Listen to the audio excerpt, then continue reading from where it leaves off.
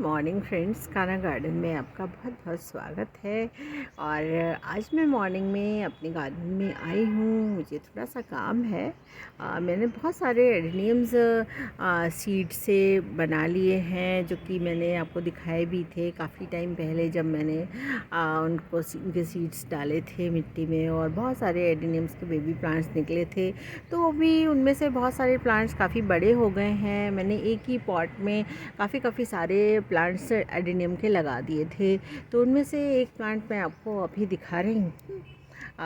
ये देखिए, ये है वो पॉट जिसमें कि मैंने 3 एडेनियम के प्लांट्स लगा दिए थे।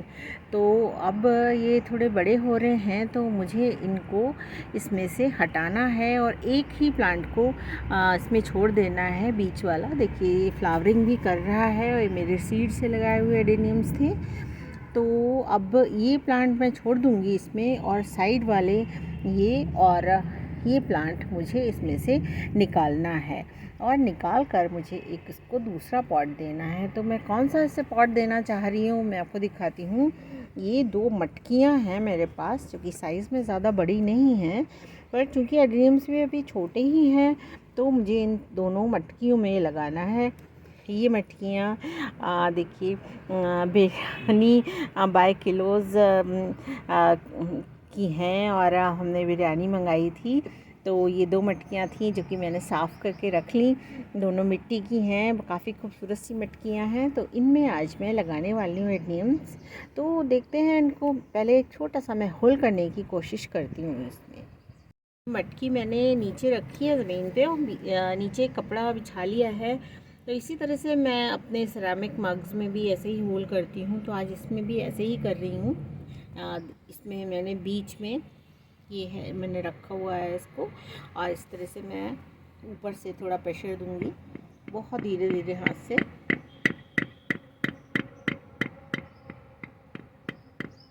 बहुत ज़ोर से नहीं मारना है, नहीं तो मटकी टूट सकती है। तो बहुत हल्के हल्के इसको करते हुए मैं इसमें होल करने वाली हूँ।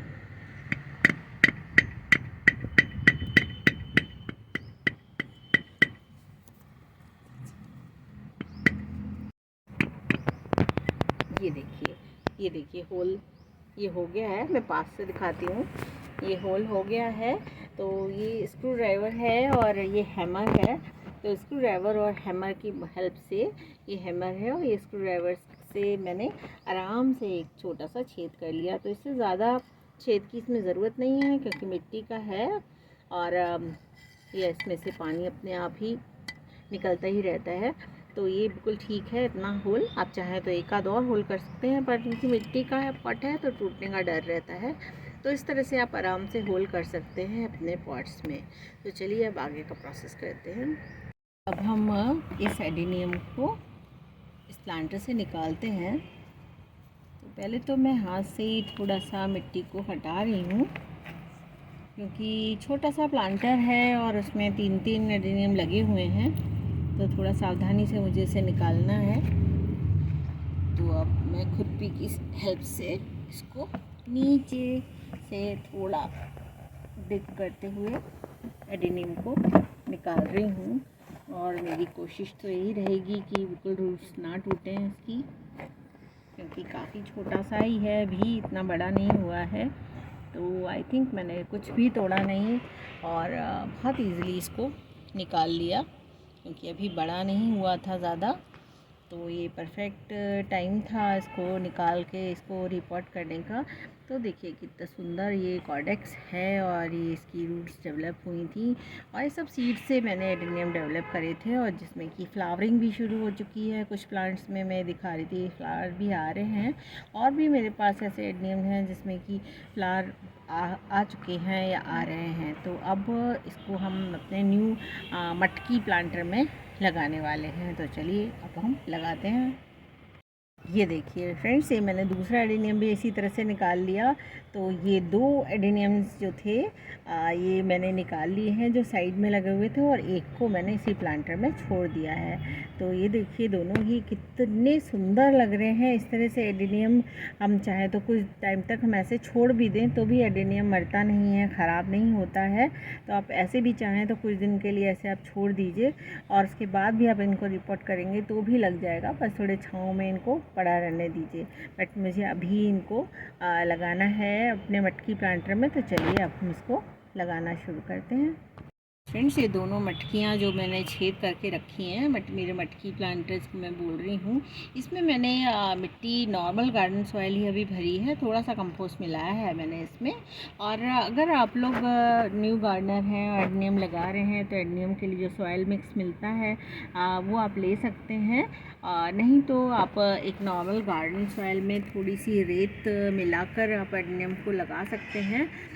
न्यू गार्डनर्स को ऐसा करना चाहिए, क्योंकि एडेनियम लगाने के लिए थोड़ा सॉइल मिक्स का ध्यान रखना पड़ता है। मैं चूँकि एडेनियम लगाती रहती हूँ तो एक एडेनियम के प्लांटर से ही मैंने सॉइल मिक्स निकाल लिया है, जिसमें कि ज़्यादातर इसकी रेत और जो भी रिक्वायरमेंट्स हैं वो सब इसमें मिली हुई है। तो थोड़ा सा सैंड की ज़रूरत होती है, जैसे कि पानी एडेनियम में टिके नहीं। तो मैं अब इसी सॉइल में लगाने वाली हूँ उसको, एडेनियम को। इसके लिए मैं बीच में एक होल करूँगी, थोड़ी सी मिट्टी में निकाल देती हूँ इसमें से। और ये इसका कॉर्डेक्स है जो आपको दिख रहा होगा, इसको मैं ऊपर रखने वाली हूँ और इतना हिस्सा मैं नीचे मिट्टी में दबा दूँगी। तो एडेनियम को इस तरह से समय समय पर रिपोर्ट करना पड़ता है जैसे जैसे वो ग्रो करते जाते हैं। तो अभी तो मैंने इन्हें छोटा सा प्लांटर दिया था, और अभी इनको अलग करके इनके हिसाब से थोड़ा सा बड़ा है पुराने प्लांटर से ये। अब ये जब फिर और बड़े हो जाएंगे तब मैं इनको इससे भी बड़ा प्लांटर देने वाली हूँ। तो इस तरह से हम चारों तरफ से मिट्टी डाल रहे हैं और इसको फिल कर रहे हैं।